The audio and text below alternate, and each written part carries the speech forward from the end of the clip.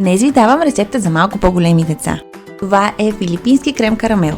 Започваме с 800 мл прясно мляко, по желание пълномаслено, и загряваме докато намали обема си двойно. След това в купа разбиваме 2 яйца, но без да образуваме балончета. Добавяме 6 жълтъка и отново леко разбъркваме. След това сипваме току-що направеното прясно мляко, добавяме щипка сол, чайна лъжица ваниля и разбъркваме леко. После сипваме кондензирано мляко. Готовата смес прецеждаме с сито, за да остане само най-хубавото. И пак се връщаме на котлона. Там добавяме захар с малко вода и оставяме да почива на средно висока температура.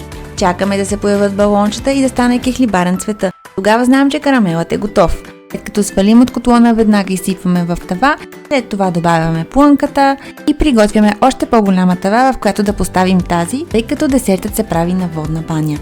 Добавяме гореща вода до около половината на десерта и покриваме с алуминиево фолио. Печем в загрята фурна на 160 градуса за 55-60 минути, докато сместа ни излезе ето такава. Оставяме в хладилник за 4 часа, може и да пренощува. Преди да го поднесем, трябва да го оформим, за което използваме нож и старателно минаваме целия кръг. Взимаме една чиния и обръщаме крем карамелът.